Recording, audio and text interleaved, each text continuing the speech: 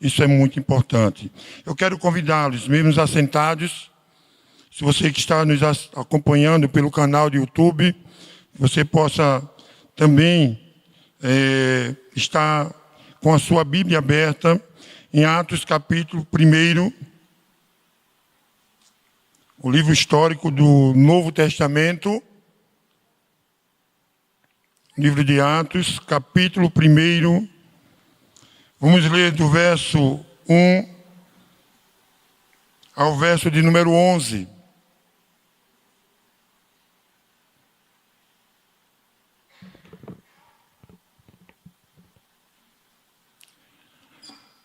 Eu vou ler, os irmãos irão acompanhar, diz assim a palavra do Senhor. Então, os que estavam reunidos lhes perguntaram: Senhor, será este o tempo em que restaures o reino a Israel? Respondeu-lhes: Não vos compete conhecer tempos ou épocas que o Pai reservou pela sua exclusiva autoridade. Mas recebereis poder ao descer sobre vós o Espírito Santo, e sereis minhas testemunhas, tanto em Jerusalém como em toda a Judeia e Samaria, e até aos confins da terra. Ditas estas palavras, foi Jesus elevado às alturas à vista deles, e uma nuvem o encobriu dos seus olhos. E estando eles com os olhos fitos no céu, enquanto Jesus subia, eis que 2 varões vestidos de branco se puseram ao lado deles e lhes disseram: Varões galileus, por que estáis olhando para as alturas?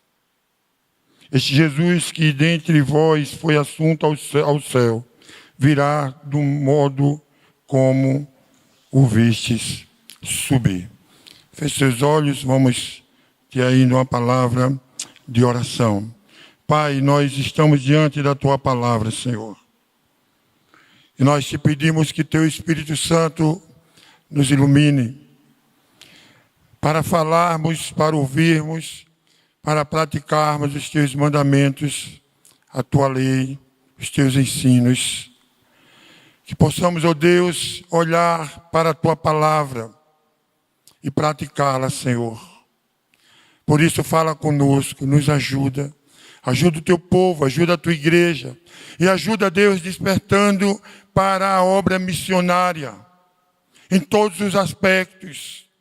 Que esta igreja também seja conhecida como uma igreja missionária. Uma igreja que envia missionários. Uma igreja que investe na obra missionária. Uma igreja, Deus, que, ó Deus, planta outras igrejas. É para isso que nós fomos chamados, Senhor, para pregar o Teu Evangelho, para pregar as Tuas boas novas, para que o Teu reino, Deus, seja anunciado em todas as nações. Obrigado, Deus, continua conosco, te oramos assim, te louvamos, em nome do Teu Filho Jesus. Amém. Meus irmãos, esse texto, como já falamos, é um dos livros históricos, o livro histórico do Novo Testamento. O livro de Atos foi escrito por Lucas, que não é apóstolo, médico, que não só escreve este livro, mas também o Evangelho de Lucas. E ele escreve para uma determinada pessoa, e é neste livro justamente que nós conhecemos a história da igreja, onde apresenta-se personagens, mas que a história da igreja, as igrejas vão sendo formadas, fundadas, a maioria delas pelo apóstolo Paulo. O texto que nós lemos, nós vamos ver logo no começo, no versículo 1, Jesus sendo assunto aos céus. É bom nós lembrarmos que ao aparecer, ao morrer na cruz do Calvário, Jesus é sepultado e ele ressurge no 3º dia. Para as Marias que é anunciado, o que ele vai dizer é: diga aos apóstolos que vá para a Galileia e lá eu vereis. E após passar dias aqui ensinando ainda. Ele diz suas últimas palavras. E aí ele traz nesse texto o que nós acabamos de falar. Eu gostaria de meditar com os irmãos nessa noite sobre o seguinte tema: princípios básicos para a evangelização. Eu gostaria de ver com você 3 princípios. É claro que dentro de outros textos nós podemos ver 3 princípios, mas eu gostaria de ver aqui 3 princípios básicos para que a igreja, para que você evangelize. O primeiro princípio, que nós precisamos manter o foco naquilo que Jesus disse. A igreja não pode perder o foco naquilo que ela recebeu. A igreja ela foi chamada para pregar o evangelho. Jesus Cristo disse que nós deveríamos fazer discípulos, pregar o evangelho, ensinar outras pessoas. Muitas das vezes nós estamos envolvidos em tantas coisas. É o nosso dia a dia. É os afazeres do dia a dia. Não lembramos que ao sermos chamados, não lembramos que um dia alguém falou de Cristo para nós. Esse Cristo ressurreto, que morreu, mas ressuscitou, que o sangue foi derramado pelos nossos pecados. E a igreja, ela não pode perder esse foco. Ela não pode ser desviada desse grande projeto que, de fato, nasceu em Deus. Sabe, a pergunta é: qual é a sua prioridade hoje? Aonde está o meu coração? Aonde está o coração da igreja? Onde está o seu coração? Qual é o seu foco? Jesus aparece para os discípulos. Ele fala em espírito, mas ele fala das coisas do reino.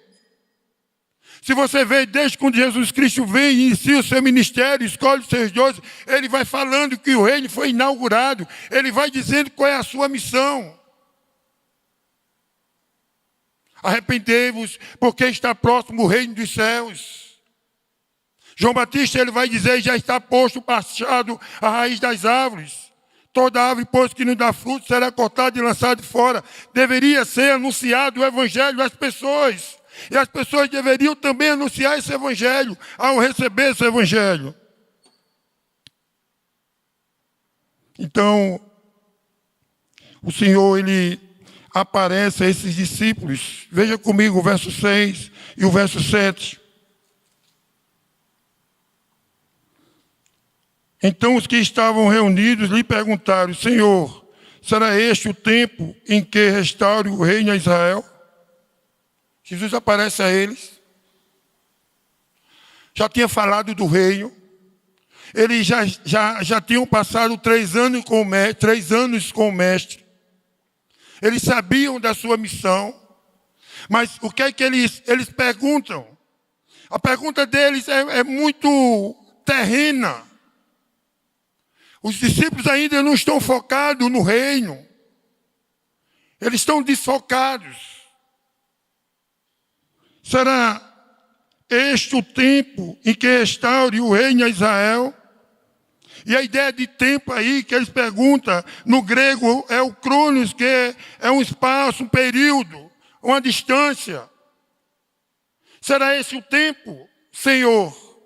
Eles estão preocupados com coisas terrenas.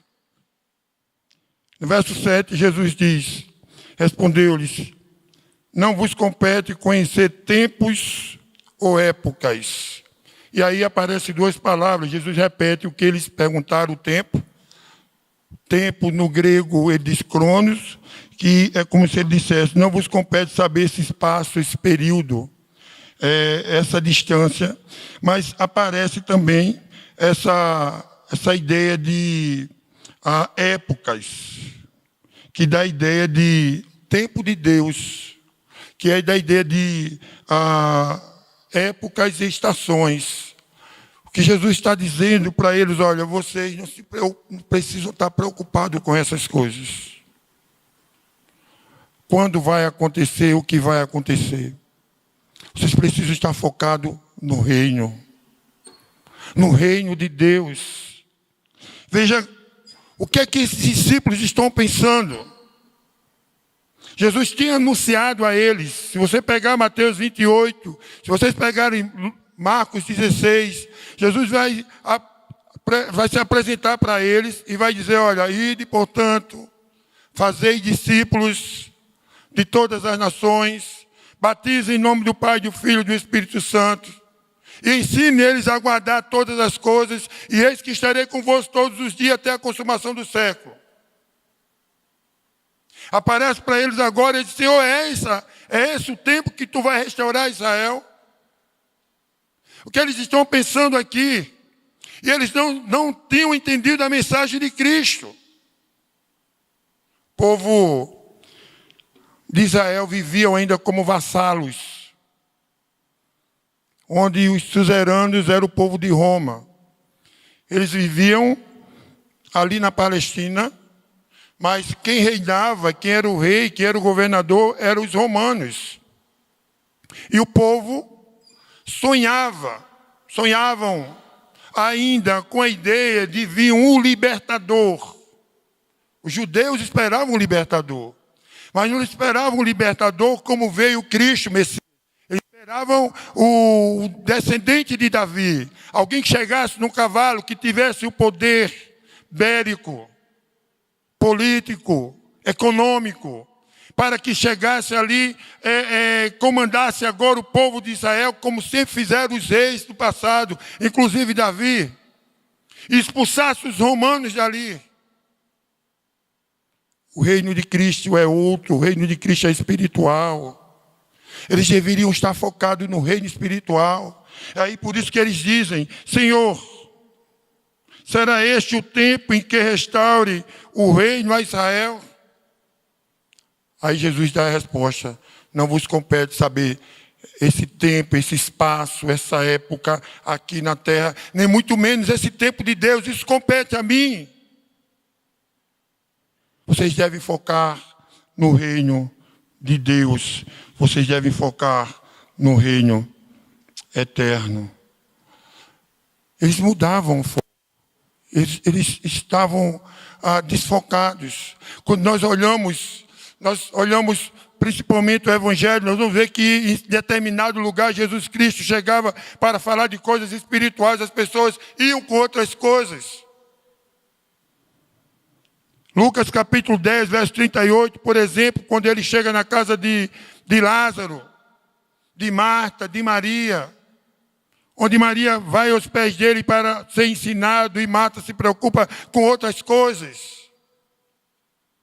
Quando você chega, por exemplo, na história do jovem rico, Mateus 19, do verso 26 ao verso 22, onde o jovem rico estava muito focado com o seu dinheiro, dizia que sabia da lei, mas o seu coração estava focado no dinheiro. A prioridade é o reino. E nós devemos estar focados no reino. Qual é o seu foco? Qual é a sua prioridade? Claro que nós temos as nossas responsabilidades do nosso dia a dia. Temos os nossos afazeres, todos nós temos. Mas o nosso corre-corre, nas nossas lutas diárias, nós só lembramos de muitas das vezes vir para a igreja e ouvir, louvar, ir para casa e começar tudo de novo. E muitas das vezes nós estamos como se fosse um robô que alguém deu uma corda e nós estamos programados para estar em determinado lugar, em determinada hora. Mas não estamos olhando para as coisas espirituais. Os discípulos estavam pensando no reino no povo de Israel, alguém que libertasse. Em essa época não vos compete isso. Irmãos, nós precisamos olhar para o reino. Nós precisamos olhar para os povos. Então, o princípio básico para pregar o Evangelho, ou para evangelizar, é estar focado nas coisas espirituais. Pense nisso. Saia um pouco do seu contexto. Lembre das palavras e dos ensinamentos de Jesus Cristo para a sua igreja. Ou nós não temos responsabilidade. Ou a responsabilidade é só da menina que está lá naquele país. Ou a responsabilidade é só de uma liderança. Certa vez Jesus Cristo, ele passou por uma árvore e teve fome. E essa árvore não tinha alimento. E ele amaldiçoou. O texto que eu citei, em Mateus 3:10, e eu vou repetir: toda árvore, pois, que não der frutos, será cortada e lançada fora. Já está posto machado à raiz das árvores. Nós precisamos frutificar. João 15:16, Jesus olha para os discípulos e diz assim: não fosse vós que escolhestes a mim. Eu que vos escolhi a vós outros e vos designeis para que vades e deis frutos. Qual é o nosso foco? Onde é que está o nosso coração, irmãos?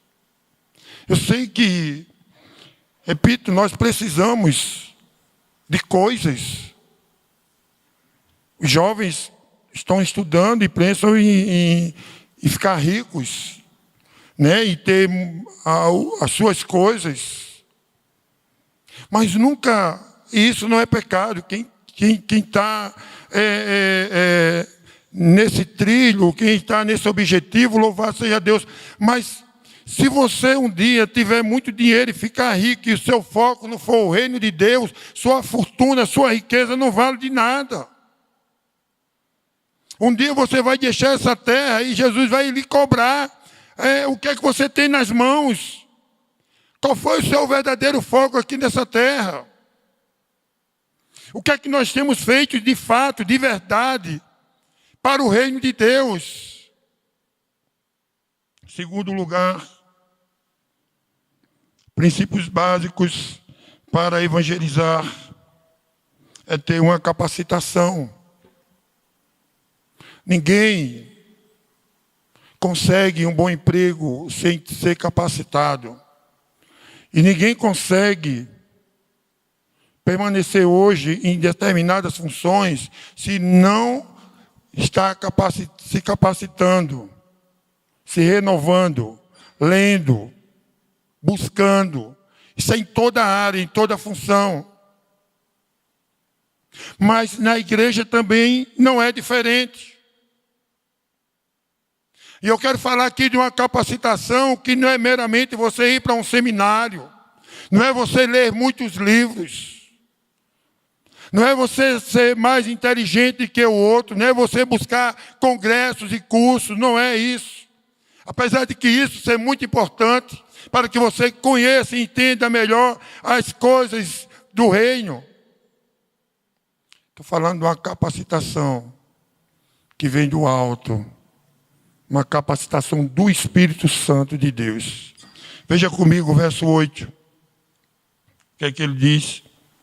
Mas recebereis poder ao descer sobre vós o Espírito Santo. E a ideia de poder aí no grego é a ideia de dínamos, que dá a ideia de dinamite, de onde vem a palavra dinamite, que é justamente a explosão. O que Cristo está dizendo aqui, vocês vão receber algo diferente. Vocês vão sentir algo. Vocês vão receber algo que vai impulsionar vocês a fazer algo. Eles não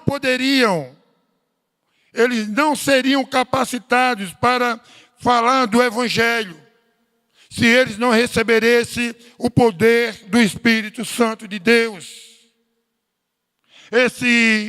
Espírito Santo que foi prometido nas Escrituras, por exemplo, no livro de Joel, capítulo 2, quando Joel vai dizer que naqueles dias, vossos filhos, vossas filhas, os velhos sonharão. Então, do mais velho ao mais novo, todos receberiam o Espírito Santo que está lá, que aconteceu em Atos dos Apóstolos, no capítulo 2. Se você ver comigo o verso 4 e o verso 5 do texto que nós lemos. Comendo com eles, determinou-lhes que não se ausentasse de Jerusalém, mas que esperasse a promessa do Pai, o qual disse ele, de mim ouvistes. Porque João, na verdade, batizou com água, mas vós sereis batizados com o Espírito Santo, não muito depois destes dias. No capítulo 2, nós sabemos que acontece a descida do Espírito Santo.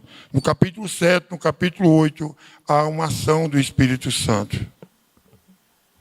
Então, quando nós falamos desse poder do Espírito Santo, dessa capacitação, primeiro, nós precisamos entender que ninguém que não nasceu de novo, todas as pessoas que não nasceram de novo, não têm condições de pregar o Evangelho. Porque a pessoa recebe o Espírito Santo quando nasce de novo. Quando há uma conversão verdadeira na vida dela. Quando ela recebe Cristo como Salvador da sua vida. E há muitas pessoas que ainda não nasceram de novo. Há muitas pessoas dentro de igrejas, dentro das igrejas, que aprenderam um modo de vida. Aprenderam um modo de viver, um estilo de vida, de estar na igreja, de se encontrarem na igreja, de bater um papo na igreja, de participar das coisas da igreja, de estar em certos lugares da igreja, mas que nunca tiveram, de fato, uma experiência do Espírito Santo e com o Espírito Santo. Não nasceram de novo. E as coisas de Deus, elas se decidem de forma espiritual. Porque o homem natural não consegue discernir as coisas do Espírito. Tem que ter nascido de novo. E não há como você entender as coisas do Espírito se você não receber o Espírito Santo de Deus. E tem que de fato haver um novo nascimento. Eu já falei aqui uma vez, não muito tempo, de que um certo pastor, por muitos anos, pastoreou uma determinada igreja, mas depois, ele já morreu, mas antes de morrer em um determinado lugar, ele chegou na frente da sua igreja, ele disse, olha, certo dia, certo momento, eu tive uma experiência com Cristo e hoje eu sou uma pessoa convertida.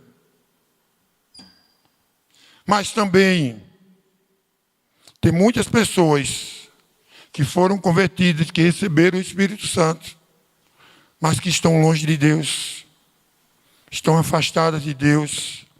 Veja, quando o apóstolo Paulo, na carta de Éfeso, no capítulo 5, quando ele diz assim, não vos embriagueis com vinho, no qual há dissolução, e quando ele diz enchei-vos, mais enchei-vos, né, do Espírito, a ideia ali é você ser conduzido pelo Espírito. Jesus Cristo, no capítulo 4 de Lucas, no capítulo 4 de Mateus, quando ele disse que ele saiu, foi batizado, ele foi levado para o Jordão. E ele diz, Jesus, cheio do Espírito Santo, foi conduzido pelo mesmo Espírito para o deserto. E a ideia de estar cheio é a ideia de justamente estar sendo conduzido. Então tem muitas pessoas que estão longe de Deus, tem muitas pessoas das igrejas que não estão sendo conduzidas, levadas por esse Espírito Santo, pelo Espírito Santo de Deus. E essas pessoas dificilmente elas estão sendo capacitadas, ou elas não têm capacidade de fazer missões, de pregar o Evangelho, porque nós dependemos, irmãos, do Espírito Santo de Deus, que é Ele que vai convencer o pecador, não é a nossa palavra, é, quem sabe, o poder de pessoas. As pessoas se convertem ao ouvindo o Evangelho através das Escrituras Sagradas. E quem vai convencer essas pessoas é o Espírito Santo de Deus. E como é que você vai fazer isso se você não tem ainda o Espírito Santo? E como é que a igreja vai fazer isso se nós não estamos vivendo uma vida de acordo com as Escrituras Sagradas e nos afastando de Deus?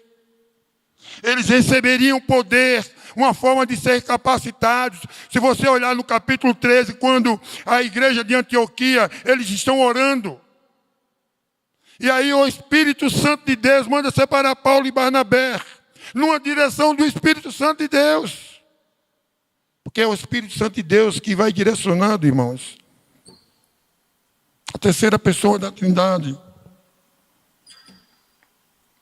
E nós precisamos estar cheios, andar no Espírito Santo de Deus. Precisamos, de fato, ser convertidos ao Senhor. Ter essa convicção que o Espírito Santo de Deus habita em nós. Porque se não for assim, nós não somos capacitados para fazer missões, para pregar o Evangelho. Em terceiro e último lugar, princípios básicos para fazer missões. Não perder o foco, ser capacitados pelo Espírito Santo, receber esse poder e sendo testemunha. E aí, veja comigo o verso de número 8, quando ele diz: mas recebereis poder ao descer sobre vós o Espírito Santo, e sereis minhas testemunhas. E a ideia de testemunhas aí é mártir, de martírio. E nós vemos duas formas de sermos testemunhas. A ideia de uma pessoa que testemunha sobre aquilo que viu, ouviu, ou aquilo que conhece.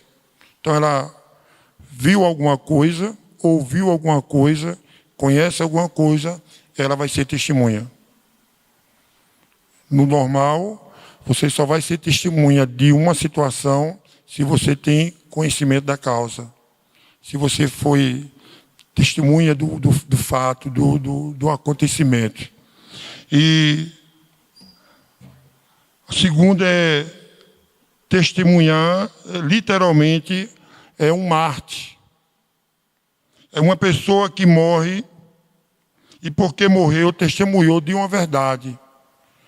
É um exemplo muito claro disso, Policarpo, que aos 86 anos morreu em nome de Cristo, por não negar a Cristo. E por conta disso, a morte dele fez com que o Evangelho fosse conhecido. A morte dele fez com que o Evangelho fosse pregado. Então, o que Jesus está dizendo aqui, nesse texto, é que eles receberiam poder do Espírito Santo e falem do que sabem. Se possível, se for o caso, vocês morram. Né? É mais ou menos isso que o apóstolo Paulo está dizendo. Então eu posso testemunhar de duas formas, como já falamos. Eu posso falar, é o que Jesus vai dizer lá em Mateus 28, né? Ide, portanto, e fazer discípulos. E a ideia aí do verbo não é ir, mas é o matetai, né? O fazer discípulos. Então a igreja deve fazer discípulos, ensinando-os a guardar, e eu faço isso falando, anunciando esse evangelho, né? Daquilo que eu sei, eu vi, eu conheço, e aí eu vou falando às pessoas aquilo que alguém me ensinou. Marcos 16:15 também vai nos dizer dessa forma. Então, eu preciso falar.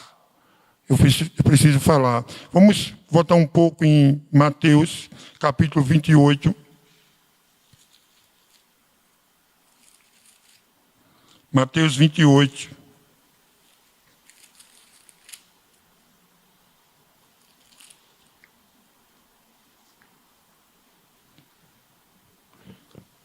Verso 18 diz: Jesus, aproximando-se, falou-lhes, dizendo: toda autoridade me foi dada no céu e na terra.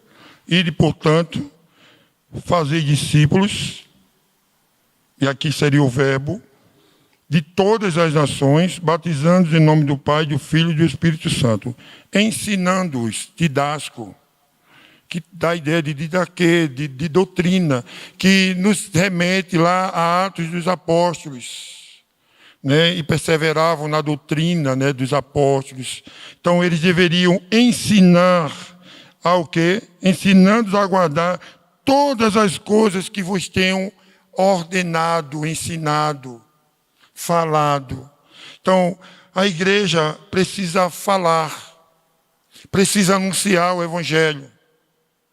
E nós só vamos falar daquilo que nós sabemos, daquilo que nós conhecemos. Certa vez, conversando com uma pessoa da minha família, e na época se tornou até um tanto engraçado, porque nós, até no momento, começamos a rir, eu e minha esposa, porque ela estava falando que ia se encontrar com alguém e a pessoa queria alguma palavra. E a pessoa não era evangélica, e a minha esposa dizia, mas você fala de Jesus. Eu disse, como? O que é que eu vou falar? Tanto tempo no Evangelho essa pessoa estava, tanto tempo na igreja, mas ela disse que não sabia o que falar. Como nós não sabemos o que falar, irmãos? Como nós não sabemos o que testemunhar, o que Cristo fez nas nossas vidas? Como que é que nós não sabemos? As pessoas estão caminhando em passos largos para o inferno. Pessoas que estão conosco, amanhã fulano morreu, se suicidou, o carro atropelou, e uma bala perdida pegou, e você diz assim, mas aquela pessoa era ímpia, eu não falei para ela. É claro que nós estamos numa doutrina, na soberania de Deus, mas Deus vai cobrar de nós aquilo que nós não falamos para as pessoas. Quantas pessoas estão do nosso lado no dia a dia com depressão, problema no casamento, problema com os pais, problema com os filhos. Quantas pessoas estão ao seu lado que você não conhece, mas dentro a pessoa está arrasada, precisando apenas de uma palavra, de que Jesus veio e morreu na cruz por ela, que há sim solução para a vida das pessoas. E muitas vezes nós não falamos. Eu sou testemunha do Evangelho. Fui alcançado por esse Evangelho. E eu testemunho falando. Sabe qual é o grande problema nosso? Porque nós falamos tantas coisas. E aí eu volto para o primeiro ponto. Porque o nosso foco é tantas coisas, são outras coisas. Falamos o dia todo e muitas das vezes a noite toda. Em todos os assuntos. Assuntos importantes ou menos importantes. Brincamos, conversamos, mas não lembramos de falar de Cristo. Gastamos tempo na internet, nas conversas, que é também uma forma de você anunciar Cristo. Você tem esse instrumento, mas eu não lembro de fazer isso. Então eu sou testemunha falando, anunciando esse Evangelho.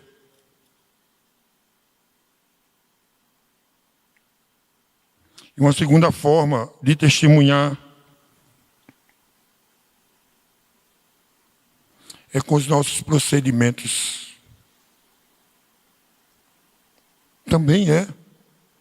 Eu falo, mas também aquilo que eu falo tem que ser coerente com aquilo que eu vivo. Porque o Evangelho, na sua tradução melhor, é mudança. Então, se o Evangelho me alcançou, se eu nasci de novo, há de se ter uma mudança na minha vida. E as pessoas na minha casa, as pessoas onde eu trabalho, o contexto onde eu estou vivendo, as pessoas têm que ver que houve uma mudança. Você veja que lá em Hebreus vai dizer que é uma nuvem de testemunho. Então, as pessoas estão nos olhando. 2 Reis, capítulo 4, fala da história de um homem que passava e começava aí uma mulher veio e começou a dar pão, começou a suprir a necessidade dele. Se não me engano, o profeta Eliseu. E aí ela olha, em certo momento, para o marido dela e diz: eu vejo que esse homem é um homem de Deus. Eu vejo que esse homem é um homem diferente. Ela estava suprindo a necessidade dele, mas ela estava observando os seus atos. Ela estava observando o seu andar, o seu falar. Então, tem pessoas que querem pregar o evangelho em determinado lugar, mas não tem mais crédito porque os seus procedimentos falaram diferente. As suas ações mostraram totalmente ao contrário daquilo que ela diz quem é Jesus Cristo. Então eu também sou testemunha com os meus procedimentos, com aquilo que eu estou fazendo, com as minhas ações. Muito crente, infelizmente, chamando palavrão, falando coisas, participando de coisas. Infelizmente, isso é uma forma de não anunciar o evangelho de forma nenhuma. Então, eu posso ser testemunha de Cristo sem falar, com os meus atos. Veja, um certo jornalista chamado Stanley, ele se tornou famoso por uma viagem que ele fez na Inglaterra, aliás, na África, e ele foi em busca de um explorador e também missionário britânico chamado David. Ele queria conversar com aquele missionário pelo papel dele, né, que ele apresentou lá no Congo, no Estado Livre do Congo. E esse missionário britânico, ele foi encontrado por Stanley, lá na África Central. Depois de ter vivido certo tempo com ele, ele disse o seguinte, disse o jornalista, abre aspas, se tivesse estado com ele um pouco mais, teria sido obrigado a ser um cristão, e isso sem jamais me falar do evangelho. Vou repetir. Se tivesse estado com ele um pouco mais, teria sido obrigado a ser um cristão, e isso sem jamais me falar do evangelho. Apenas o procedimento daquele missionário. Eu acho que nós precisamos, irmãos, muitas das vezes, mudar a nossa conduta quanto à questão do evangelho. Eu gostaria de encerrar orando pela sua vida neste momento, pedindo para que Deus desperte essa igreja a fazer missões, que olhe para Cristo, para a cruz, que não perca o foco. Lembre-se que nós somos chamados e fomos chamados para fazer missões. Olhe para a igreja.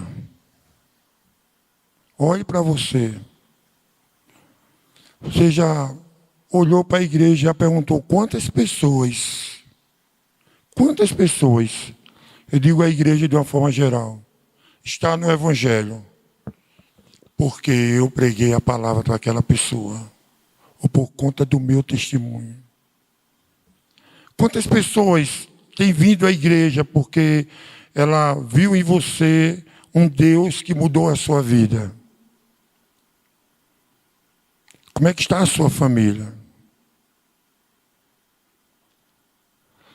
Quantas pessoas veio para a igreja porque você foi lá e falou do Evangelho? Nós precisamos manter o foco. Nós precisamos, irmãos, ter esse Espírito Santo que recebemos no ato do novo nascimento. Mas buscar esse enchimento do Espírito Santo através de uma vida de santidade, de vida. Nos aproximando de Deus através de oração, da palavra de Deus. Para que sejamos cada dia capacitados a pregar esse Evangelho. E ser testemunha. Falando e com as nossas próprias ações. Pai, em nome de Jesus, desperta essa igreja, Senhor. Desperta essa igreja.